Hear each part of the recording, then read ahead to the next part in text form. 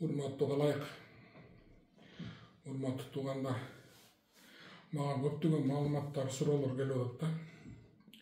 Айыл чарба тармагына жакында чоң кредит келет экен. Анан аны МВКларга, областтарга берет экен. Сарайы бар кишилер 500 кой берип, анан козусун эле багып берет экенсиң. Андай экен, мындай экен, тигиндей экен деп. Бул жаңы түр аферист мошенниктердин сөздөрү да. Ага тиги президенттин баласын байланыштырып атыптыр. Ошонун баласын тааныштарына берет экен, андай экен, мындай экен деп. Буларга ишенбесеңиздер, бизинчи келген кредиттердин баары мамлекетке келет, алар сүйлөшүүлөр жүргүзүлөт. Анан биздин комитеттерден өтөт жогорку кеңештен. Азырынча андай тармакка келе элек. Келген кредиттердин баары биз конкреттүү түрдө целенаправленно бир багытта келет. Ошолорго багыттайт, өкмөт сүйлөшөт. Анан мамлекеттин органдарын алдап, бизге жакында мондай кредит келет, ошондо муну алып беребиз, тигини алып беребиз. Садыр Жапаровдун баласы менен, Ташиевдин баласы менен байланышым бар.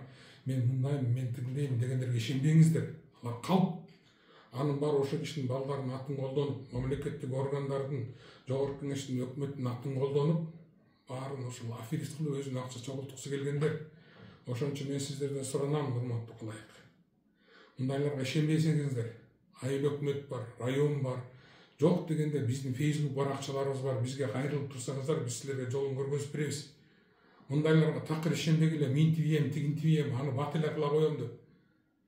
Мамлекеттик органдар буларга көңүл буруп атат, коопсуздук органдары буларга байланыш кылып атат, кайрылып атат, камап атат, кармап атат.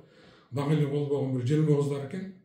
Урматтуу апалар, урматтуу эжелер, өзгөчө силер өтө ишенчек болуп иштеп атасыңар. Ушул жерден мен мамлекеттик коопсуздук кеңешине кайрылат элем. Айыл башчыларына, айыл өкмөттөр, акимдер кошо жүрөт. Ошолордун иш-чараларын уюштуруп берип атат. Ошолорго ардактуу атыл берип атат. Ушундай жалганчыларга бирдеме уюштурардан мурда мунун каражаты каяктан келип атат, эмне болуп атат, бир такташ керек да. Ушуга качан Совет Безопасности көңүл бурат. Ушундо мен сизден Иманкулов мырза, мен сизден сурап кетип элем, ушул иш-чараларды көрүш керек да. Айыл башчыларын, айыл өкмөттөрдү, райондук акимият, даже кээ бир жерлерде губернаторлор жүрөт. Улар уюштуруп берип атасыңар. Ар кандай спорттук иш-чараларга алаксытып, алданып атасыңар. Мына зачем мунун кереги бар? Кимге кереги бар мунун? Эмне үчүн алар силер колдоп атасыңар?